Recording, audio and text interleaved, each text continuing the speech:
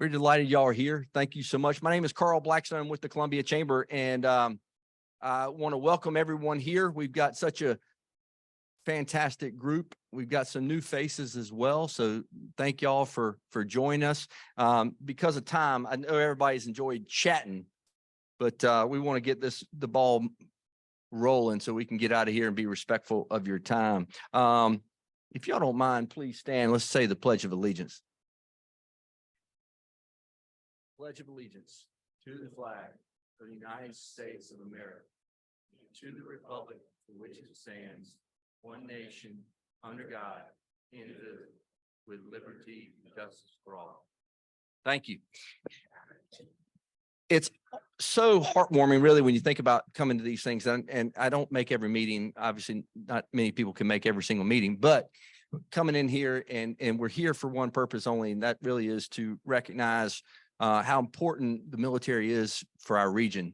And y'all know the numbers, but you know, we've got a $6.6 billion impact the military has in this community. And that's, by the way, that's real money if you want to add it up. That's a lot of jobs. That's a lot of folks that support us on the home front. So our focus here today is really just to educate y'all, to help y'all understand what's going on in all the different areas of the military. And so we appreciate y'all's engagement on that front. So with that, we want to thank the good folks here that our facility hosts, the State Fair, for hosting our meeting today. Nancy couldn't be with us today, but want to thank Nancy and her team for always being so gracious and allowing us to use this facility. And with that, I'm going to turn it over to the real general. No offense to the other generals, but General McPherson. Susan's going to come up and lead the way. But thank y'all again on behalf of the chamber. We appreciate y'all's support. And good afternoon. How's everybody today? Doing great? Great. Well, once again, thank you so much for being here. It's always a pleasure. We go to a lot of meetings at the chamber and we love all of them. But as you would probably imagine, this is my most favorite one. So thank you all for being here. Thank you again to the State Fair. They do an amazing job of setting up, making everything ready for us and making us feel comfortable here. So we really do appreciate that. And then I would love to call up Thomas Taffel, who is Community Outreach Manager for Lexington Medical Center, and they are our sponsors. So Thomas, come give us a few words. Thank you. All right. Good afternoon, everybody. I had a few words to talk about today, but real quick, I think I'd be remiss if I didn't first recognize what a great honor it is to be here as we approach Memorial Day weekend and think about all the individuals that gave their lives in service to this country. So if we could first start with a moment of silence, please bow your heads with me.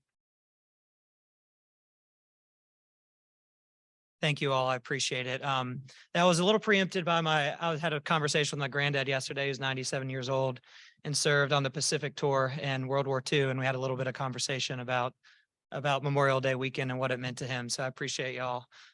So my name is Thomas Taffel. I work at Lexington Medical Center, and it's such a great honor to be the presenting sponsor for the Military Outreach Group. Our mission at Lexington Medical Center is to provide quality health services that meet the needs of our communities. We understand that one of the most important communities that we serve is our military. And as I look around this room, I just see a great group of individuals that look to serve, connect, and advocate for our military and families. And how awesome is that the chamber can be the catalyst to bring all of us together today. So real big thank you to Susan, Carl, the team, and the chamber for making this possible. A big thank you to our military service members for what you do. You do the hard work. We get to celebrate you. And then a big thank you to all the organizations that work to serve our military families and military personnel and make this one of the best communities for military in the nation. So thank you for everyone, all that you do. Have a blessed day and a great Memorial Day weekend.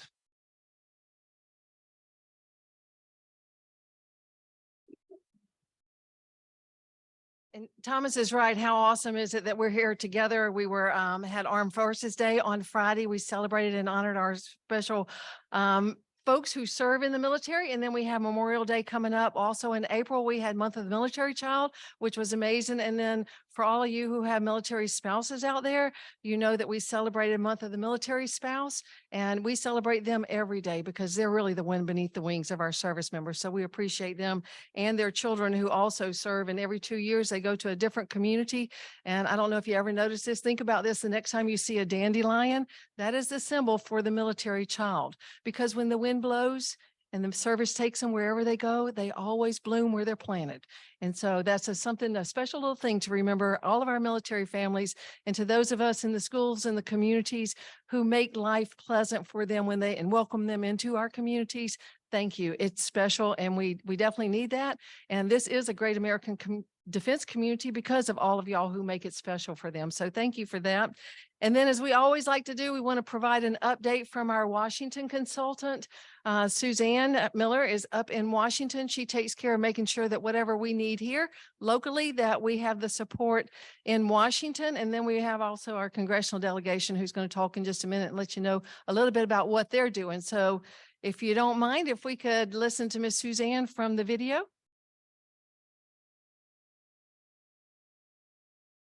Good morning from Washington. I'm coming at you from Monday morning, so this all may change by the time you watch this video.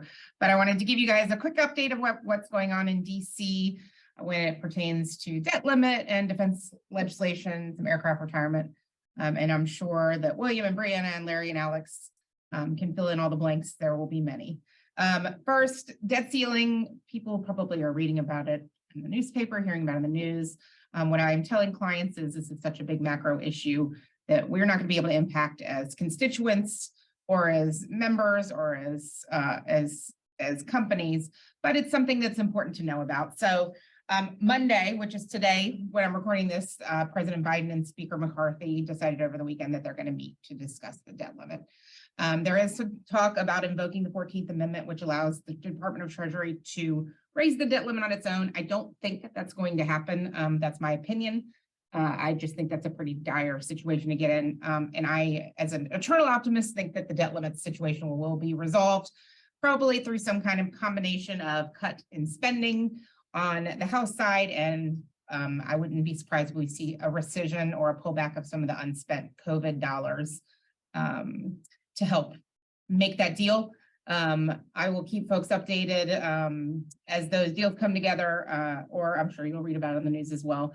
The one thing that it is impacting in the defense space is that the House was supposed to mark up the defense authorization bill last week.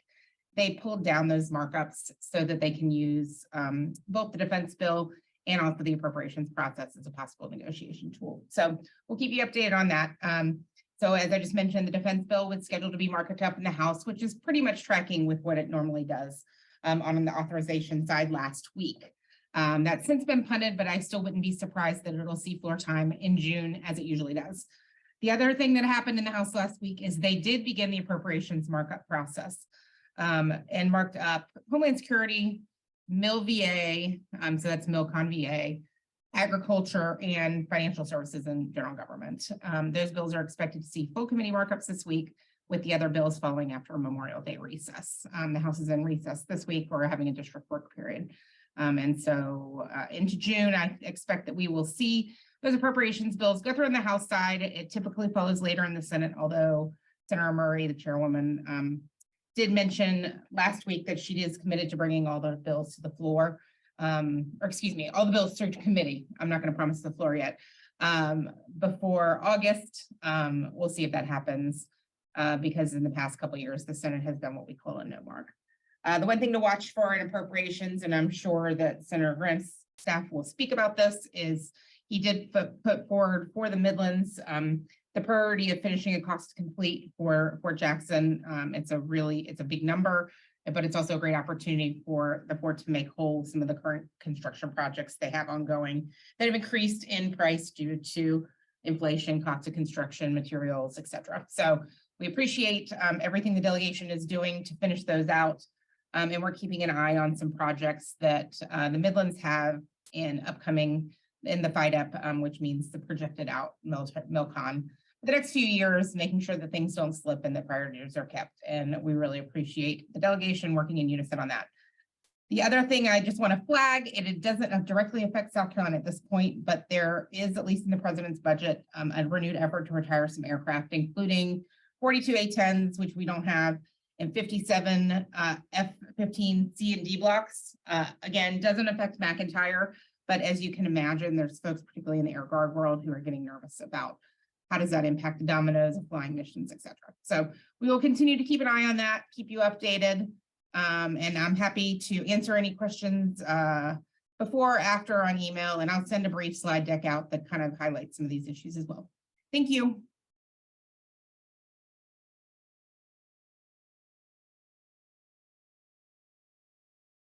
And while Suzanne is in Washington, if anybody has any questions locally, we have our expert panel here on the front row. And with that, I'm going to call William up from Senator Graham's office and ask him to tell us a little bit about what the good senator's been up to.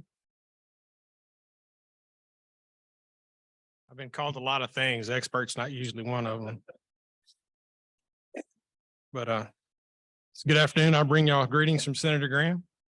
And hope everybody gets out this coming weekend and goes to several of the Memorial Day events. If you haven't looked it up, just look, they're all over the place. So get out, take the family, show them what it means for Memorial Day. As Suzanne spoke about, we did put some things in for the MilCon, and Senator Graham continues to push for a robust 2024 appropriations process. He wants a higher top line for defense and is pushing for funding via congressionally direct spending for the following MilCon projects. The Fort Jackson is $101 million for the reception barracks phase 2 and $6.5 million for the construction of the National Guard Readiness Center at Joint Base Charleston. The Senate will begin the FY24 NDAA process as soon as mid-June. And we got some numbers in for the PACT Act. The data comes from the senator joining a letter with the VA pushing them for faster implementation of the PACT Act. The VA has 228,325 total completed PACT Act claims for veterans and survivors with an 80% approval rating of claims and an average wait of 156 days for claim completion. South Carolina data was the following. Total PACT Act relations claims was 12,738. Percentage of total PACT Act related claims is 2.63%. Senator Graham's office has been working closely with Vision 7 and the VA. The VA is doing a lot of great things, and they're starting to build a lot of great things, and they got to have people to put in there to do it. So there's been some issues with hiring. It doesn't look like most of it's had anything to do with the VA hospitals themselves. They're getting their part done. We just got to work with the Vision to see what they need to speed up that process to get the right folks in. The DC and state offices have been receiving a lot of inquiries from constituents on the implementation of the Camp Lejeune Justice Act. Right now, the Department of the Navy has more than 45,000 administrative claims pending and hasn't made a ruling on any of them. Because of this, constituents are now filing claims in the North Carolina Federal Court. Senator Graham's office has put an inquiry into the Department of the Navy to find out what's going on with that and why it's not moving. We also, between our office and DC, identified a problem with veterans who had had debts with HealthNet. HealthNet no longer exists, times about 3 now, as far as the people that pay that. When those bills came due and weren't paid, the agencies that did the care are not supposed to charge the veterans, but when they're left no choice, they were sending the bills down to the veterans, causing a giant backlog.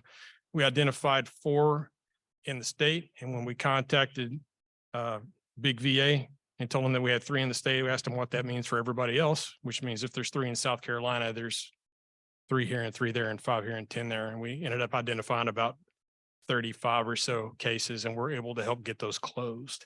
So without any cost to the veterans. That is all I have. I will be around afterwards for a while. If anybody has any questions, other than that, I appreciate your time. Thank you.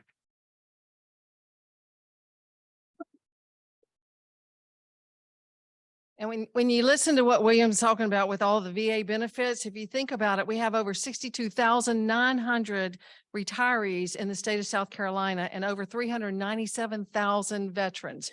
And so they spend about $4.9 billion in the state on VA benefits. So a huge impact and key information. So thank you for that. Thank you for the construction and Milcon dollars too.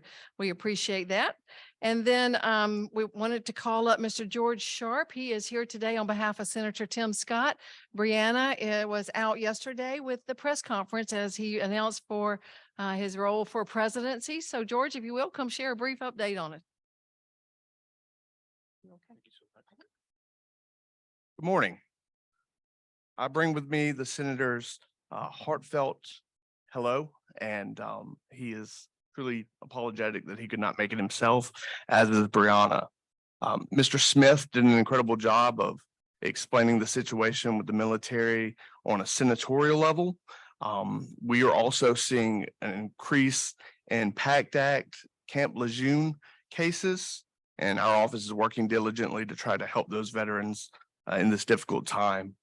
Our office would like to extend to everyone, veterans and everyone in the community, if you have any issues that we could be helpful in, please just reach out to us. I'll be here after if you'd like to speak. So thank y'all so much.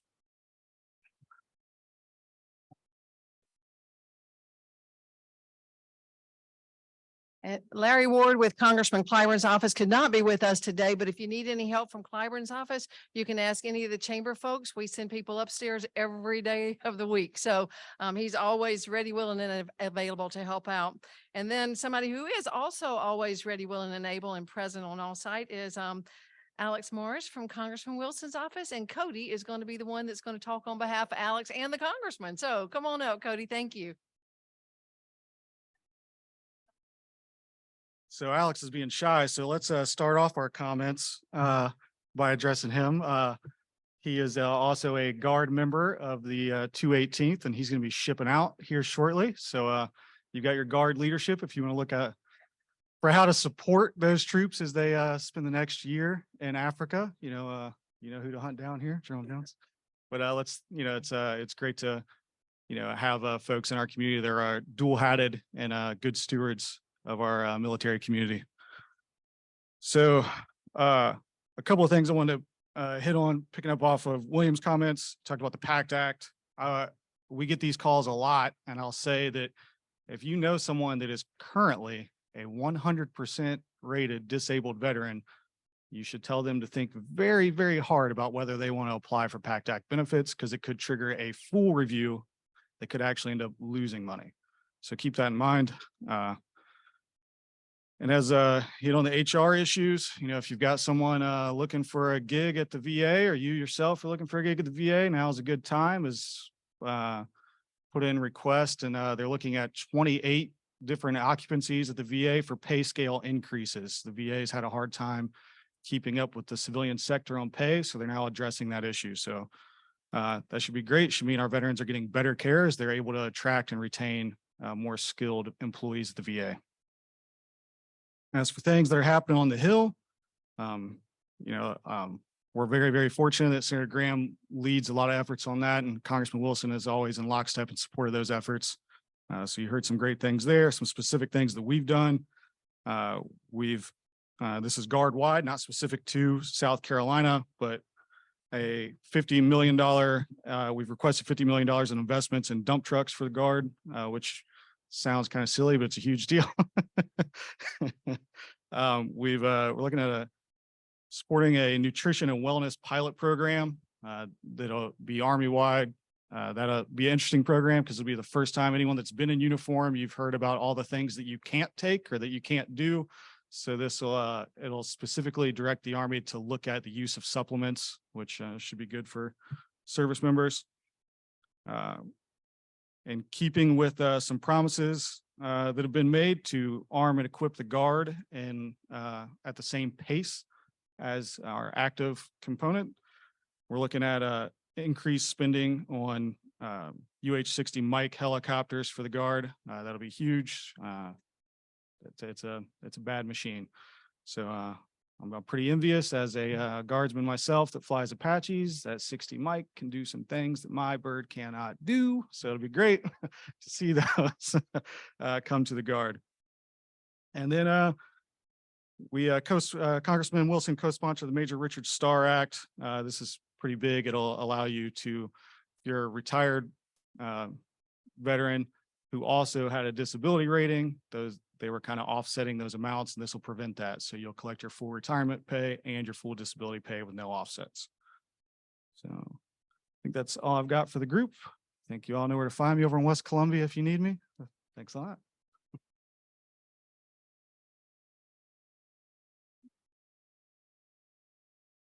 So I've heard several of y'all talk about the VA and the need for jobs. So I'm going to hook y'all up with Sandy Claypool at Department of Veterans Affairs because they have a great job posting system over there. So, right, Sandy, we'll hire them all up, right? Fill those spots. Okay, so now we want to switch gears to the military organizations. We know that General Jones is going to come up and talk about from Africa to Colombia to the Texas border. We have our National Guardsmen out and about taking care of our freedom, protecting our borders, and being of great service to our country. Thank you, Thanks sir. so much. Hey, good afternoon, everybody. General McCarty is in Colombia, South America, and he sends his greetings. And I'm here for him today. To the folks of the fair, I appreciate the fact that you've done your, our headquarters just at the other end of the fairground. Appreciate you having your food fair trucks the same week of our fitness test and weigh-in. The individual, it's bad when the person who's running the scale has elephant ear dust all around their mouth. And I gotta tell you, every time, why is it I always get in trouble with my wife coming to this event? I always do. I was just coming in and she called me. Susan, true story. She said, our credit card got stolen. I said, okay. I said, yeah, I know. She said, well, did you report it stolen? I said, no. She said, why? I said, because the thief is spending less than you are. I didn't say that. I love my wife. I love my wife, y'all. Thank you. How'd I do? 8.0? All right, good. Please do. Hey, on behalf again of the TAG, appreciate everything that you do to support your South Carolina Military Department. 13,000 strong right now on your Army side, your Air side, your State Guard side, and our Emergency Management Division, which are about to enter the season for them. I'm going to let Q speak all on the Air Guard side because I will tell you within our media time, they are the heavy lift right now. And he's going to tell you about the amazing things and the challenges that they have in front of them. The things that we do, right? The three things we do first is that we provide deployable soldiers and airmen and ready state guardsmen. As we speak right now, 1,007 South Carolina Army Guardsmen are in 3 continents right now. We're currently in Kuwait, we're in the National Capital Region, and we are still on the border. The next 120 days, we'll add 430 soldiers to that deployed list, and primarily in the Horn of Africa, as Cody mentioned. Also, we're going back to Kosovo, and we'll also be in add more to Kuwait. And then by the end of the year, we'll add another 225 to the southwest border, UCOM, and the National Capital Region for a total of 1,900 Army Guardsmen over 7 continents. They're located right now. And again, that's in addition to the great work that you're about to hear that the Air Guard is going to do. Our State Guardsmen under General Lott, and they are doing some great things right now. If you don't know, we are in the final phases on design on the Olympia Armory, which is going to be renovated. It's going to be a nice facility that's going to be available for rentals and all, and it's going to be great for the State Guard. They have a State Guard FTX, which is going to be at North Airfield 1 through 4 June, and it's all preparing for them to be on the line in response to people of South Carolina. Really proud of what the State Guard is doing. The second thing we do is we provide defense support to civil authorities. We are ready for hurricane season. We just finished the government's tabletop exercise. We are nested in with all our agency partners. We'll be ready, folks. And the third thing we do is we add value. We add value to both the state and the nation and the world. You look at our engagements right now with Colombia. They are aplenty, both on the Army and the Air side. If you look at what the engagements we've had recently out at McIntyre, really cool stuff. Q, I'll let you speak to them, but they've hosted some really, really cool engagements. We have, as you said, we've had month of the military child, month of the military spouse, and I do love my wife. I make jokes about it, but she allows me to do what I do, and I really appreciate her. General Burns, we were so honored to be a part of the Camden burial event. Thank you for letting us be a part of it with the flyover to the soldiers. You know, that's just executing a solemn promise that we as a grateful nation have. And so thank you so much for doing that, sir. ESGR, we have a boss lift coming up, USO, the things that we do, where we enjoy being a part of Leadership Columbia and Leadership South Carolina engagements that we have.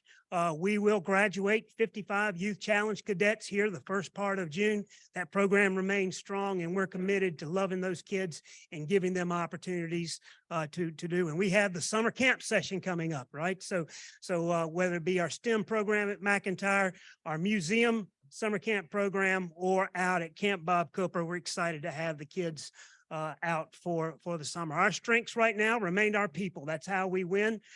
Really good news since I last saw you on recruiting.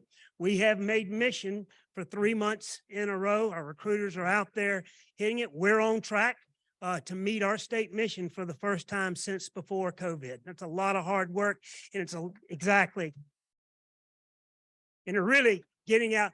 We got great young people who are ready to join. It's just a matter of getting out and reaching them. We're excited about seeing our budget across the line, finish line with at the State House, a $26.2 million ask. We are well taken care of by our legislatures and our governors, so we're excited about it.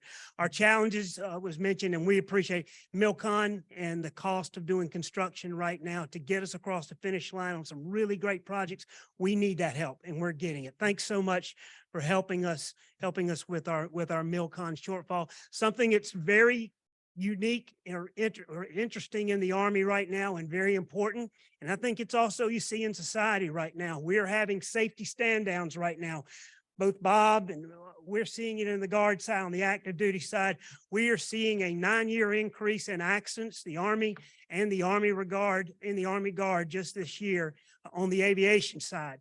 I've had 5 accidents involving 7 aircraft and 14 soldiers that are lost. Our POV accidents and military vehicle accidents are up of 9% and 11%. And if you look in society right now in the civilian, accidents on the road right now are up 11%. So I think we all got to slow down, right? And I think we all got to focus on safety. I will tell you, within the Army and the Army Reserve and the active component, safety is a big, big thing right now. And to close out with your comments, everything we do for 17 South Carolina Army National Guardsmen that made the ultimate sacrifice. We say their names often, and we bring it every day to do right by their sacrifice. So thank you very much. Good to be here with you. I'm going to have to leave a little early because I need to reach General McCarty, but it's always good to be with you. Anything the Guard or the military department can do for you, don't hesitate to let us know.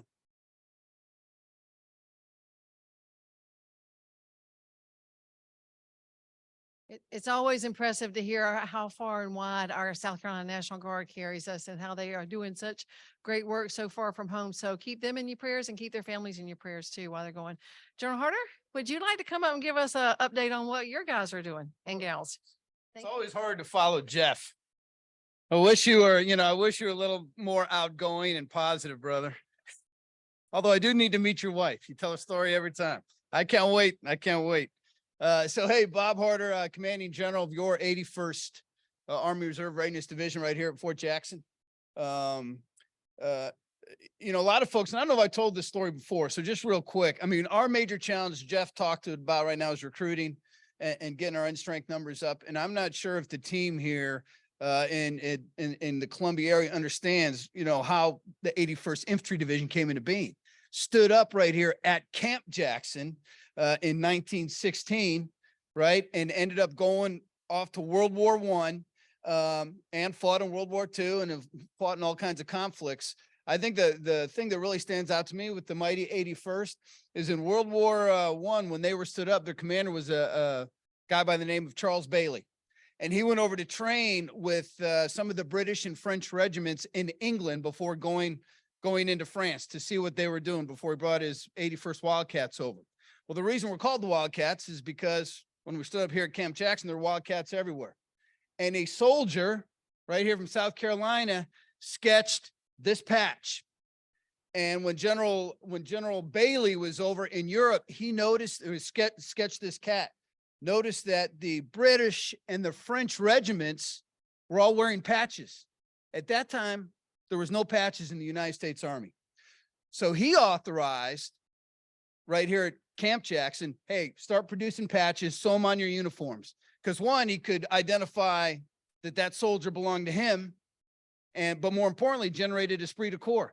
And of course, I heard some folks talking HRAG, Big Army said, no, you're not allowed to do that. It's not in the regulation, you know. And so being the good general officer he was, he totally blew that off and said, we're keeping that patch on your, and actually ended up getting into Europe, wearing the patch. Dissension against the patch made it all the way to General Pershing, who was commander of the Army Expeditionary Force in Europe for World War I. And the motto of the 81st Infantry Division was Wildcats never quit. And so General Pershing told General Bailey, you can keep the patch as long as you live up to your motto. It was the first patch ever in the Army, Wildcat right out here.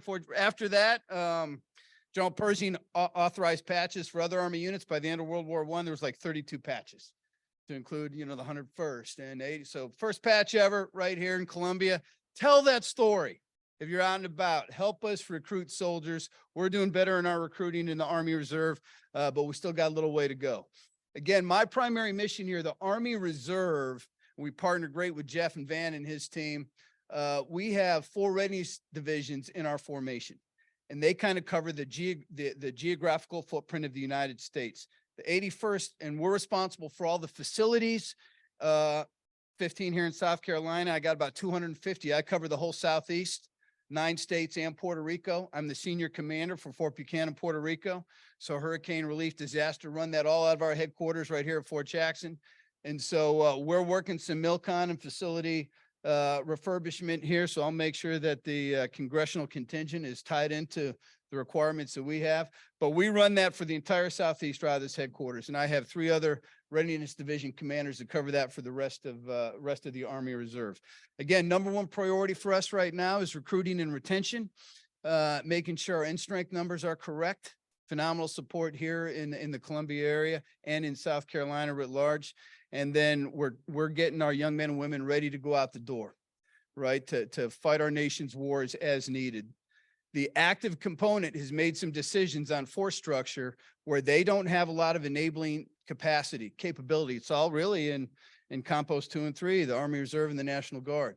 So fuel trucks, a lot of aviation, medical support. And so right now we have a unit leaving out of Greenville, South Carolina, Army Reserve unit, fuel haulers going into Poland to support that operation. And so some great South Carolina folks that are heading that way. I will tell you, we're doing some great events out here at the headquarters. We recently held a Vietnam vet commemoration ceremony here at the end of March. Had some great local Vietnam vets from the Columbia area. We're able to honor about 35 to 40 of them were out there. We were able to pin the Vietnam veteran pin on them, met with their family members. Had some heroes that were no longer with us. We're able to present some coins to their family members, which was awesome. And so where I would ask some help here from the community is as you're out and engaging, especially with younger folks, you know, we take great care of our team in the United States Army across all compos. And we need America's best and brightest. I engage with JROTC all the time. Obviously, we got basic training here. And the Army Reserve has Minuteman scholarships that pay the full cost of college. And the only requirement is to be a member of the United States Army Reserve. We help you get a civilian job as needed. And we turn in 200 to 300 a year that we don't use. And then I meet these young kids in college that have got all this debt, and it blows me away. It blows me away. And so send those folks our way. Jeff has the same opportunities in the National Guard, and we'll make sure they're taken care of. I'll leave you with this in honor of talking about Memorial Day. And all of us have, probably many in this room have participated in events recognizing folks that we know personally. So my headquarters out at Fort Jackson is the Thomas Kaufman Army Reserve Center. Thomas was a young man from Lexington, South Carolina, who was killed in Iraq IED attack. And so on Memorial Day, and his family owns a funeral home in Lexington. So on Memorial Day, I will be there celebrating his life and the life of all our fallen heroes, in memory of Thomas, of course, and all those who made the ultimate sacrifice. So again, if I can do anything for you or the Army Reserve, don't hesitate to reach out to me. Honored to serve with you. Great to be in this community. I will tell you, I didn't have a lot of donuts or funnel cake or whatever before my PT test, but it was, I don't know, is Dan Beatty in here still? He didn't bail on me, right? And I know Jennifer is. It was like, what, a month ago? You guys forced me to go to that place downtown. What was it called? Bourbon. Yes, drug me out there. Carl was there and made me drink a brown elixir, but great place. So I'm not uncomfortable to break bread with folks if anybody wants. So thank you very much, Susan.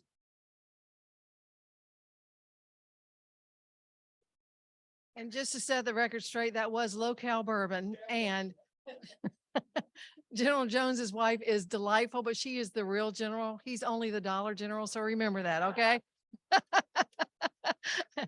And he started that years ago when his daughter named him the Dollar General. So we love him dearly regardless. So, and thank you, General Harder, for going over to Lexington. I went to school with Thomas's parents. So yes, very special. You'll be a wonderful blessing to them over there, and they will love you dearly. So thank you for that. Colonel Hutton, we want you to come up, tell us a lot about what's going on over at Fort Jackson. So many things happening. So much to talk about. Thank you, sir. Well, good afternoon. I'm Mark Hutton. I'm the Deputy Commander of Fort Jackson. On behalf of General Kelly, he sends his regrets today, but he is at his son's high school graduation down in Atlanta, and then he will proceed with the whole family back this weekend. So we'll finally have him here, and we're excited about that. A couple updates since last time. So we've opened our Soldier Performance Readiness Center on Fort Jackson. And what that does is that's a place for our soldiers where we bring in all the domains of our health and holistic fitness. So everything from nutrition to sleep to performance studies. So that was a big event. It was kind of something that we did on our own, using some of our own resources on Fort Jackson, but we were the first in the Training and Doctrine Command. So we're pretty excited about that, to have the Soldier Performance Readiness Center. The Future Soldier Prep course continues to produce results. For this fiscal year, we have graduated over 4,500 soldiers, and we have a 96% success rate. And in fact, last week, General Kelly was called to DC to brief a bunch of our congressional delegations on how that's going and adding to our recruiting. So pretty happy about that. Some great events coming up on Monday. Obviously, we mentioned Memorial Day. So on Monday at 10 a.m. In conjunction with the Fort Jackson National Cemetery, we'll have our Memorial Day ceremony. So please come on out. We've got Victory Week starting the 5th through the 10th of June. So that's where we celebrate Fort Jackson and when we stood up.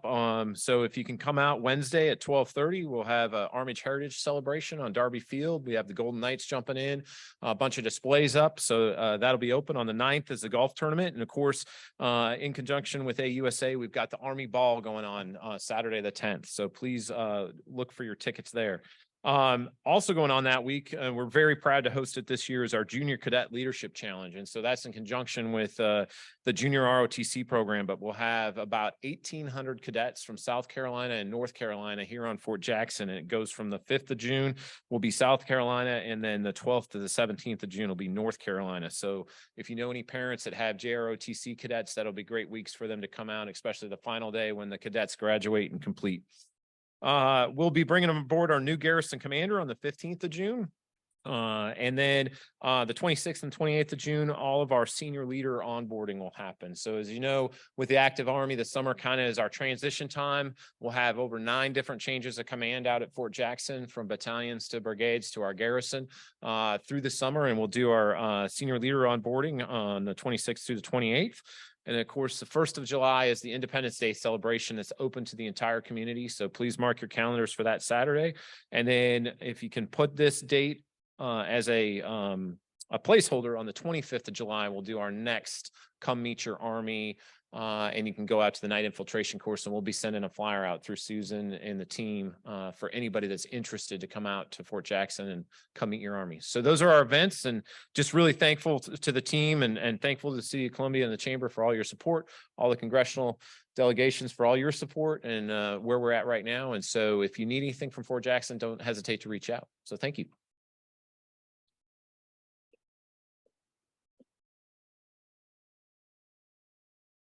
And I know you're hearing a lot of dates and acronyms today. I'll send you the dates later. The acronyms I may not ever understand fully, but I will always try. But we will be sending out notes so that you'll have advantage of all of this information written down and you can take a look at it. We also have a good bit of it back at the back on the table, so you can take a look at that too.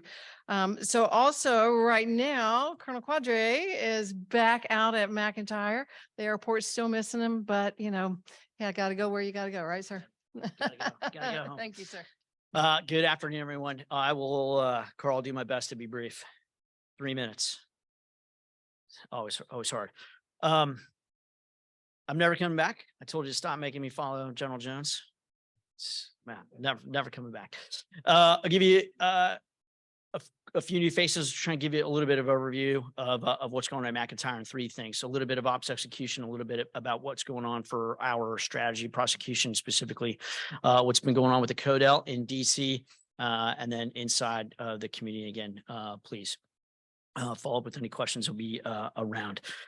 The boss mentioned it. I'll just briefly, it was a very cool thing with respect to national defense and national defense strategy and partnerships and deterrence. So we've had a series of visitors last week. I was able to, we had the chief of staff of the Iraqi Air Force out of McIntyre. We flew him, and I'll share with you, he had a message, and his message was not for the Iraqi populace. His message was for both the Iraqi populace and the world. And it was, he wanted to fly in an American F-16 and communicate that partnership and that deterrence. And that is, it's one of those moments where I've been in there, prepping the Joint Chiefs for them walking in the tank, and that's, it was I had a flashback to watching that happen in the region. It's just little things like that are actually big things. It was pretty cool to be a part of. That's just a gee whiz kind of story. Funny comment was everyone at Bunky's, when we took him to lunch at Mr. Bunky's, was very curious who these 3 gentlemen were that dressed nothing like us and looked nothing like us. I think they had a hoot as well. All right. Operations execution, our POTUS mobilization inside the Air Guard is still ongoing. We'll continue to be on mission throughout the month. So we'll be flying all weekend. You guys will see and continue to see a fair amount as we protect POTUS. As long as he is not inside of the White House, we'll be with him. We'll continue through that. We, on the Army side of McIntyre, my good friend Jay and his team finished up in the last few weeks, a major exercise with Rotary with the 101st. We had upwards of 20 aircraft participating in that, first kind of done and really taking advantage of the new Apache Echo models that McIntyre has. 101st is flying and developing those tactics for the entire Army. It's pretty cool to see, and that will continue. McIntyre, the fighter wing, is still spinning up. I mentioned this, I think, last time for our upcoming deployment. So we're on the POTUS mobilization right now, and we have another mobilization that will occur at the end of September. I will depart, as will Jim Roth. In the back will actually be we will depart alongside a couple hundred of our airmen, and we will go command a base in CENTCOM for the United States Air Force. So we'll be in execution really from now until next springtime, about a month from now. That will touch about half of the base in total. You guys will see flying at home normal while we preserve that readiness while we are deployed. I kind of was half joking, but not. I will not be here next time because I will depart to the AOR. So I will hand off the wing to Colonel Mike Vito Ferrario. We wanted to bring him out today, but they let us both out of our cage. I got to fly this morning. He's flying this afternoon. So he'll be here next time. He is smarter, taller, and more charming than I am. So that's good news. We were up in DC, Vito and I, and a couple of others were up in DC, right? For strategically long-term, and for what the community cares about is the relevance of McIntyre. So we've got brand new Echo model Apaches on the Army side. That's good. That is solidification and relevance for generational investments, training, and resourcing that's going to occur inside of the Army side. That is still elusive on the air side. And so we continue and we get incredible support from the Codel building this campaign for new aircraft and modernization in McIntyre on the F-35 side. So we had Congressman Clyburn was actually at McIntyre. I think it had been 5-7 years since we've had the congressman out at McIntyre a couple of weeks ago. That was outstanding. And key staff in DC from Senator Graham and Congressman Clyburn met with the United States Air Force last week. So that was just a nice message and illustrative of the support. If you are the United States Air Force and you get Graham and Clyburn together saying, talk to me about fighter basing. Now, unfortunately, the Air Force gave him exactly what we'd expect, and the kabuki dance continues, right? And what we care about and why this matters. We are now flying the oldest aircraft in the United States Air Force inventory in accordance with the divestment plan that was just talked about. That is real. You guys remember a balloon that was shot down over South Carolina. Your South Carolina National Guard is on alert right now, was on alert that day, and they didn't get the call. Why didn't they get the call? They didn't get the call because the platform wasn't good enough. That's your South Carolina National Guard, right?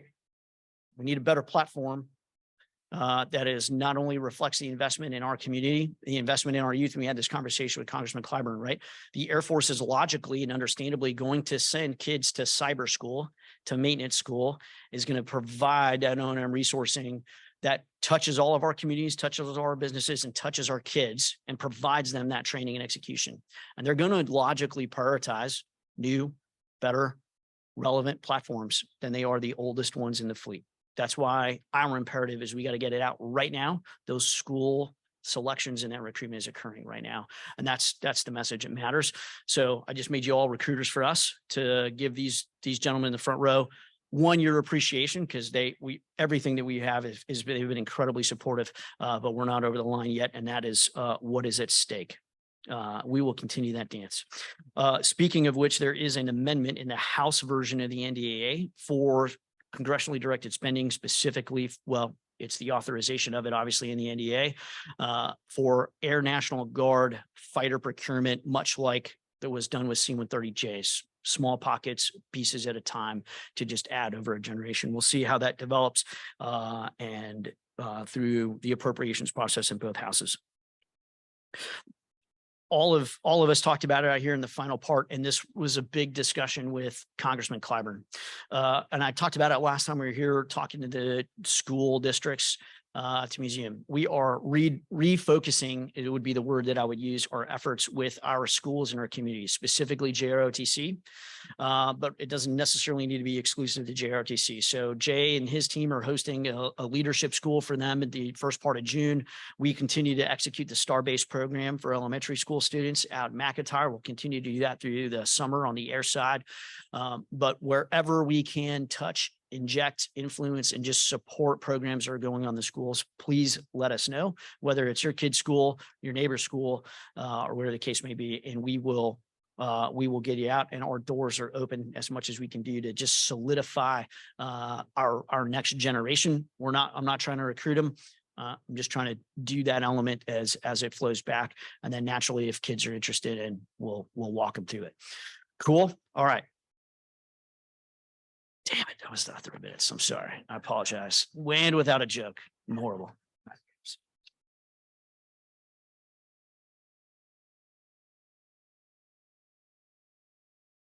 Okay, everybody that's been up has talked about recruiting. If you see what the guys and gals do at each of our military missions, you would say, wow, what an excellent opportunity. So anytime you want to get somebody out in front of somebody, you let me know and we will make that opportunity available. And thank you to all of our missions for you hosted Leadership Columbia. A lot of folks are thinking about changing their careers now. Some of them are a little too old, but they were absolutely fascinated by what y'all do. And if you think about what kids do now, with all of their games and the things of that nature, that's not all they're about. If they get off the couch and do it, a lot of that electronic work is what you can do in the military to help manage and control. So always help us look for good opportunities to promote the great opportunities within the military. And with that, Colonel Meister, there you are.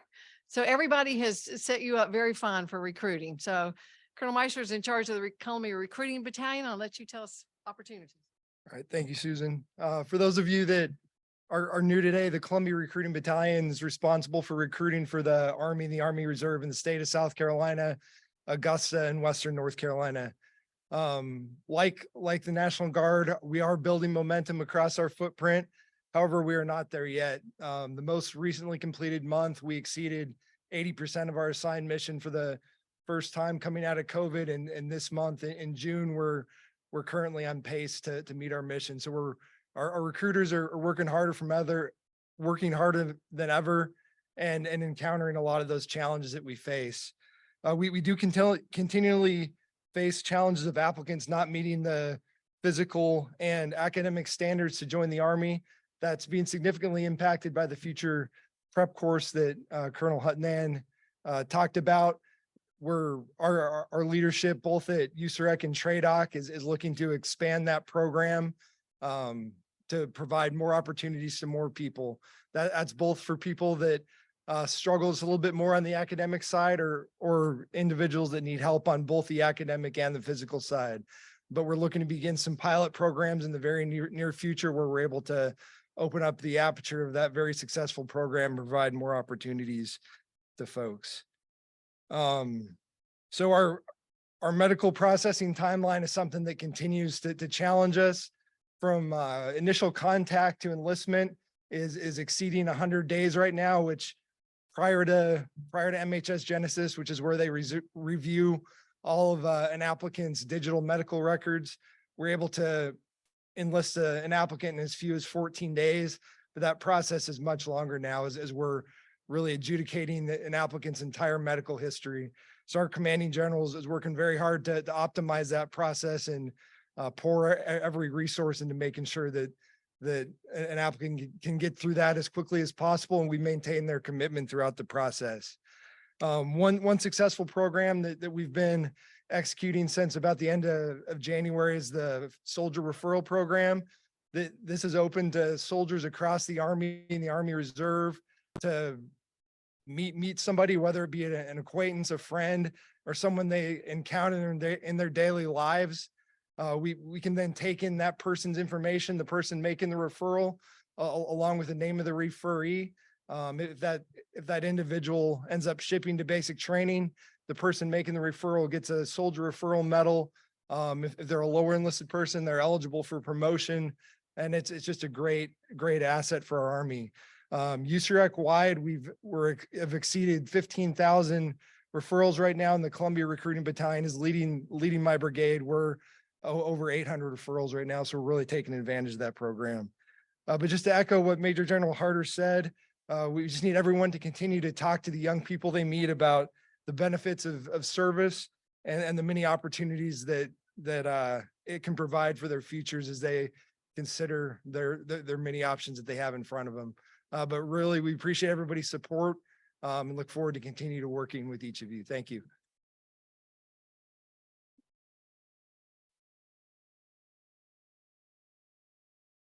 Thank you, Colonel Meister. And also Colonel Meister and Major Lockbridge will be transferring out in the next few months. So thank you for being a great part of our community and congratulations on your recruiting numbers. We wish you great success wherever you go. And just know that whoever comes in, we will be there to support them as well. So thank you, sir. We appreciate that. Okay, now we're going to switch gears to our military support organizations. And I'm going to bring up Kevin Suedo, our civilian aide to the Secretary of the Army and Mr. Community. Well, good afternoon. First thing I want to do is jump on what we started here with regards to the National Guard and the Army Reserve. For the benefit of those that don't have an appreciation, we actually have three components. There's active guard and reserve. And we cannot operate as an Army without all three of them. And the mission that is taking place, it was just explained to you, I'm afraid was lost by the vast majority of you, because the mission that the National Guard is going to support is commanded by an Army Reserve General Officer that preceded General Harder, Jamie Shawley. She left here, took over Joint Task Force Horn of Africa, combat mission in real world location, being replaced by the Army National Guard. I had questions as to how a National Guard officer was going to be Jamie Shawley's aide de camp. And it has to do with a reserve organization taking over an active duty mission with the combat forces coming from the National Guard. We are not the Army of the past where it was all, done with active duty forces.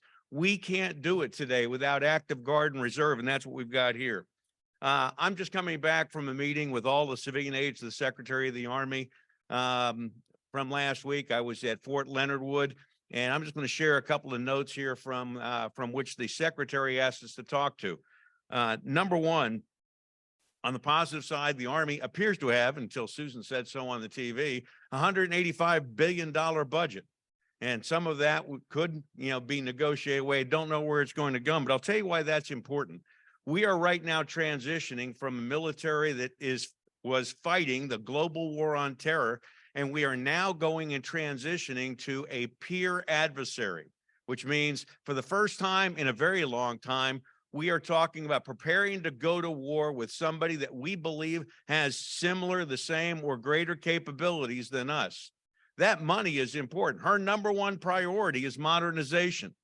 And when you look at that, that's a big deal. But unfortunately, recruiting is not making its mission. It's difficult to do your job without soldiers. She's already announced we're going to miss the mission for the year. A lot of very positive things said, but we need your help to bring these individuals in. If you don't run down Brian Meister, run me down. I will hook you up with somebody that can help us bring soldiers or military at large into the military, because it's a very big deal. But we've also got another complicating factor, and that is the Army has recognized that we do not have the facilities we owe soldiers.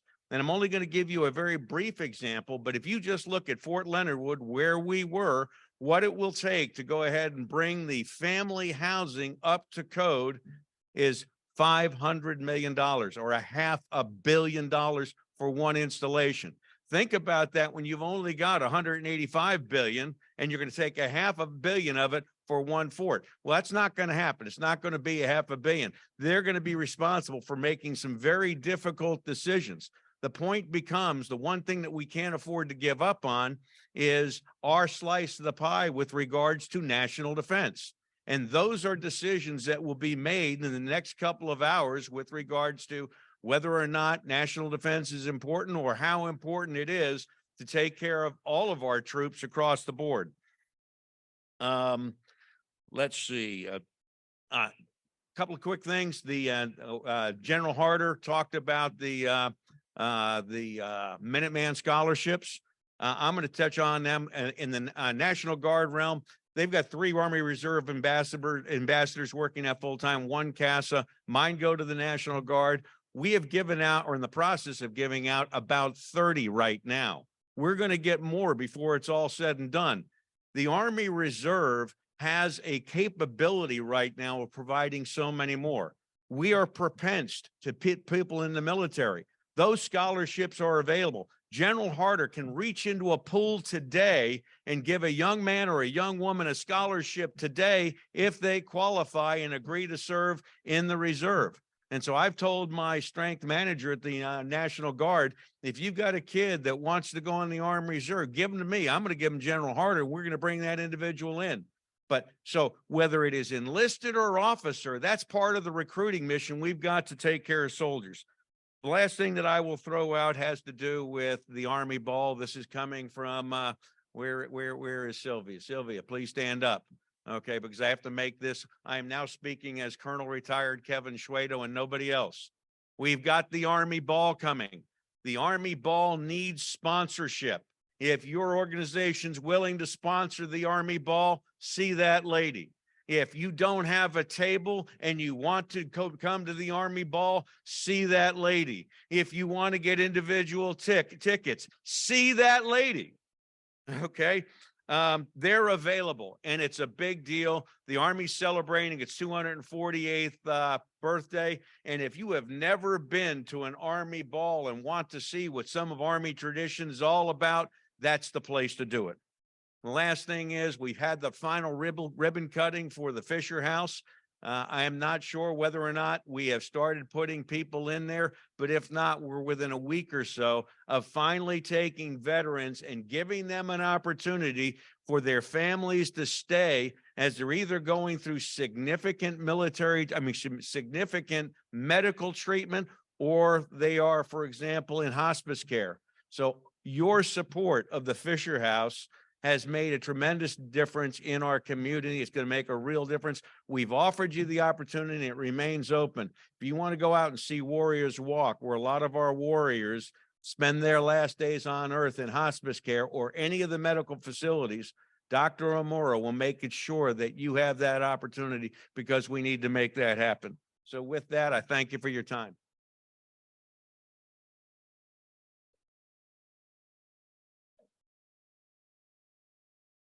And thank you, Kevin, and thank you, Sylvia, for putting together the Army Ball. It's a great occasion if you've never been, if you like pomp and circumstance and you like to dance. The soldiers, you think they can do cadence good, they can really dance. So it's a great time, a lot of fun, and it's very heartwarming to hear. And Sandy's boss with the Department of Veterans Affairs is going to be our guest speaker this year. So Sandy, you want to come up and tell us what's going on with Department of Veterans Affairs, please, ma'am? They have so many people doing so much great work all over the state of South Carolina for our veterans. So thank you. Hello, we have Military Enhancement Fund awards that have recently been issued, and I wanted to give you some information on that. Those are funds that are available to counties and municipalities with a federal military installation. So the last deadline for awards was April 1st, and from those that have that were submitted, we have $247,000 for salvage and marine firefighting vulnerability study for the city of North Charleston, $915,000 for short stay recreation area wastewater project in Berkeley County, and then $99,000 for a Camden burial project. So I want you to see what we're doing with those funds. If you have someone that you think might be interested in having a conversation with me about the possibility of one of those grants, then please reach out. I'm happy to have a conversation with you. On the legislative side, military remote enrollment bill was signed by the governor. This allows our service members to register their kids for school when they receive their orders of PCS, instead of having to wait until they're actually here in South Carolina to go register them for school. So that was a big plus for them. We're also posting a military-based support coordinator position. So this person will work with the commanders and the installation personnel on environmental and base support issues. And if you know someone who may be interested in that, please have them give me a call. Thank you.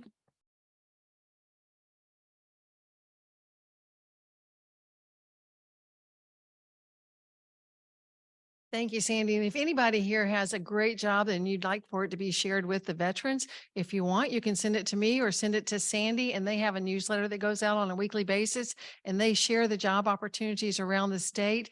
You can also come through the chamber. We have hot job spots on our website, so we can help you share it as well.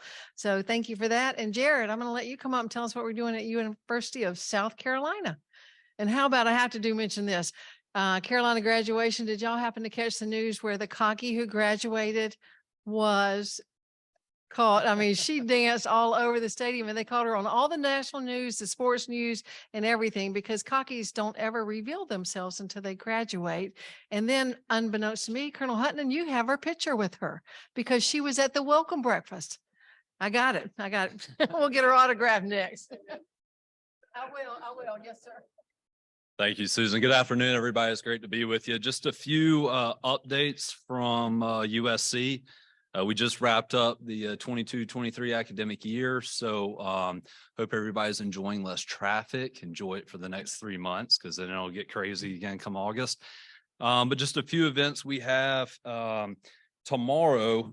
So the university is steeped in rich military history. So we're doing something new that we've never done before. But we're going to have a Memorial Day walking history tour. So our very own James Hull, who's a colleague of ours, Marine Corps veteran, he has spent the last couple of years identifying over 382 Gamecocks who were killed in action. And so we've got this event set tomorrow. It's free. It's from 10 to noon. We would love to have you come out and participate with us. We've got flyers in the back, and then Tropical Smoothie is providing free lunch for everybody that wants to come out and attend. So highly encourage y'all to come out, and we'd love to have you. Also, On June 8th and 9th, we're very excited about this, but we're hosting the Army's inaugural Bone Stress Injury Symposium, which is a big deal, not just for the Army, but for all military branches.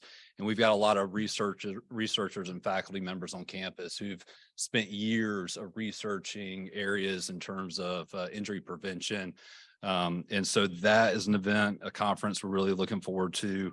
And then July 24th through August 28th, our Faber Entrepreneurship Center has a program called Strive, which is a free entrepreneurship program for veterans, military service members, and military families. And so I've got flyers back there for that if anyone's interested in getting involved in that effort and initiative. And then let's see here, June 17th, our Army ROTC is hosting a car show at the South Congaree Arena in Lexington from 9 a.m. to 1 p.m. All the proceeds from this event will go to support our Major Edward J. Murphy Memorial. Major Murphy was killed in Operation Enduring Freedom in 2006. And so we want to honor his legacy. And so all the funds from the car show will go to scholarship support for current and future Army ROTC cadets. So Lieutenant Colonel Dan Roush is with us today. So if anyone's interested in attending that event, I'm sure he'd be happy to talk with you afterwards and answer any questions you may have. And then the last bit of information for you, Michael McGandy is the new director of USC Press. And we're very excited about having him. As soon as he got to campus, we set up a meeting and he said, Jared, I want to create a Veteran Studies and Armed Forces Society program that'll be focused on publishing research, analyzing veteran experiences in the military and more of the societal impact in areas of science, economic development, higher education, and public health.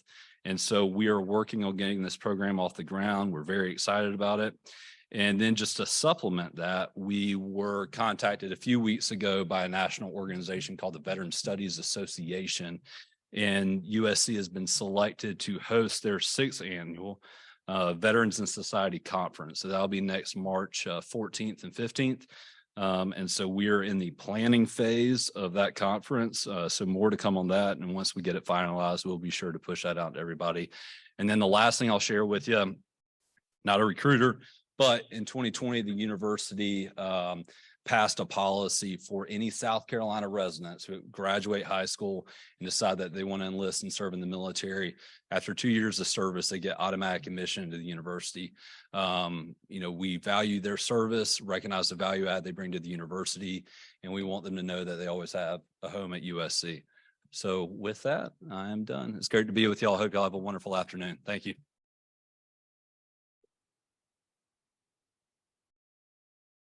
We're making a name for ourselves in so many regards with the military community. So thank you, Jared, for that. And with all due respect to all of my officers here, I just wanted you to know that I saved the best for last. So Jennifer Harding, who is chairman of the Employer Support for the Guard and Reserve, is going to come up and provide us with our last update. Thank you. Good afternoon. So I am the state chair for ESGR. We are a complete volunteer organization. We are a Department of Defense agency. And one of my big goals when I started this chairmanship was I didn't want anyone in South Carolina to not know what ESGR is. So we are the employer support of the Guard and Reserve. Recently, I made a phone call to an employer asking them for help with an award. And she was going to call me back. Well, she didn't call me back. So I called her back and I said, you didn't call me back. She goes, I could not find the gardening reserve in the phone book. And I was like, okay, I failed miserably because we are not the gardening club. We are the employer support of the Garden Reserve. So hopefully everyone in here will remember that. So thank you for letting us be here today. We're always delighted to be with this group. Recently, we did 3 award presentations, one for the upstate, one for the Midlands, and one for the Low Country, where we recognize supportive employers. And as you guys heard here today, we are relying more and more on the reserve component for our national security. And so those guardsmen and reservists also have civilian jobs. So our job is to make sure we recognize those employers that go above and beyond USERRA law And we also make sure that if there is a twist up between their civilian employer and the guardsman, we have folks in place to help mediate that. We recently awarded, Colonel Q and I awarded the airport and City of Casey and City of Columbia for their support of their efforts hosting the fighters out there at the Air Force. So that's what we do at the airport. That's what we do, is recognize employers.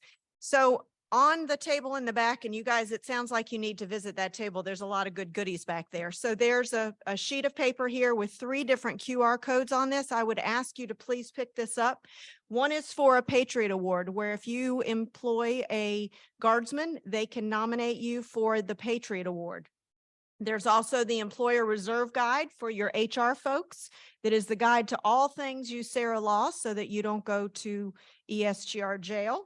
And then there's also a statement of support that if you are an employer, a civilian employer, you can scan that code and sign a statement of support showing your support of what we do in South Carolina with the Guard and Reserve. And last but not least, I'd like to recognize 2 folks. We have Kate. Is Kate still here? Kate, there's Kate. Kate in the back is our newest ombudsman. She just attended national ombudsman training. So Kate is in the back. So if you are a civilian employer and you have issues with things, all things reserve and guard with your soldiers, Kate can help with that. I also would like to recognize our newest only paid employee, and that is Angel Mack. Angel is here in the back, in the front up here. She just retired from the Army after 20 years, like yesterday, and then she started with us. So you'll hear a lot from her, and we're delighted to have her. She's going to do a great job for our committee, and so glad to be with you guys today. Thanks so much.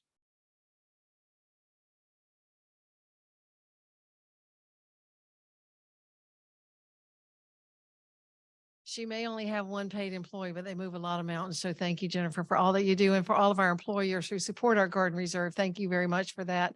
They couldn't do what they do if you didn't allow them and back them and support them and allow them to go do that. So thank you. And want to just say a special thank you again to everybody for being here today. I do want to give a special shout out to Robbie Thomas, who is the new general manager at WIS TV.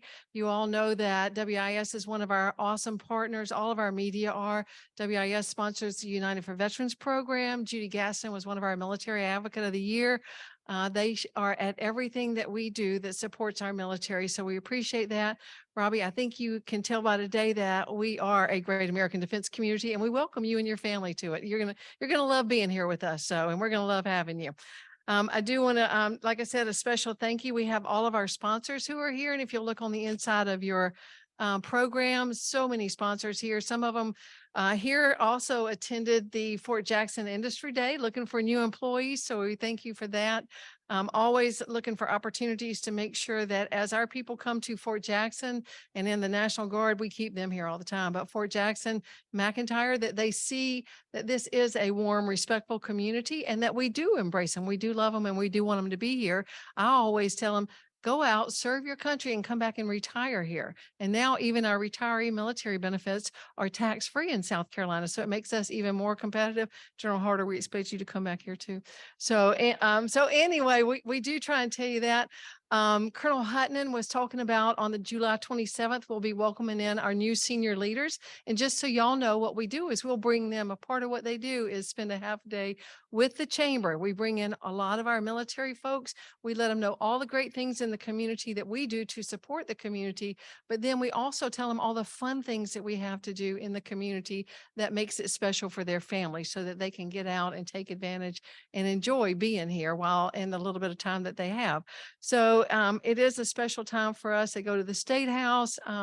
So it's a great time for us just to showcase what we have in Columbia and Lexington and the surrounding areas. So again, I can't tell you how much I appreciate each of y'all being here. We had over 100 folks come today. This is the group that's our grassroots effort. Anytime that we have something going on with the community, we can always rally this group. If the big government comes and the big army comes and they want to take any of our missions away or try and move any of our Department of Defense money, this is the group that we call on. So I can't tell you enough how important it is to always say, Thank you to our congressional representatives, our state house, the city of Columbia, Richland County, Lexington County. All of those folks come together to make sure that we do have a military community that adds value. We have so many people in the audience. I know it's late and you're ready to get out. Look at the information that is bound on the back table and take a minute to meet people. I mean, we have Dominion Energies here. We have Camp Cole. We have the Girl Scouts. We have Cool Air Heating. We have just so many people that are out here. So take a minute, introduce yourself, see what you can do to link up and match, because that's what Chamber Life is all about, supporting the business community, supporting our military, and then providing opportunities for everybody to network and continue to be successful. We did talk about the special Memorial Day programs that we have going on. General Harder, I know you will be a blessing. Fort Jackson, we have our special ceremony out there. Take advantage as many as you can, because the community and the society today is not as in tune with the military as what we used to be sometimes. So don't want to pass judgment. I just know it's an educational thing. So take an opportunity to take somebody with you so that they can understand and respect the fact that freedom is not free and it is fought and paid for dearly. So for all of you who have lost somebody in service to this great country, we thank you. For those who are not here that we can't say thank you to, we'll keep you all in our prayers as you go forward. I do want to leave you with this. This is a quote from the Lake Murray VFW, and it stayed on my heart. It says, "Our flag does not fly because the wind moves it. It flies with the last breath of each soldier who died protecting it." So as you go forward, know that there are so many people in great service to this country. They're wonderful people. There are neighbors, there are church members, there are Boy Scout leaders and Girl Scout leaders. So thank you to all of you. We couldn't do what we do. They couldn't do what we do without, we just all work together. It's a wonderful partnership. We thank you all.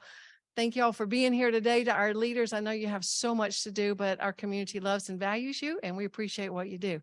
Thank you. Go forth, have a wonderful day, and keep doing good for America. God bless you.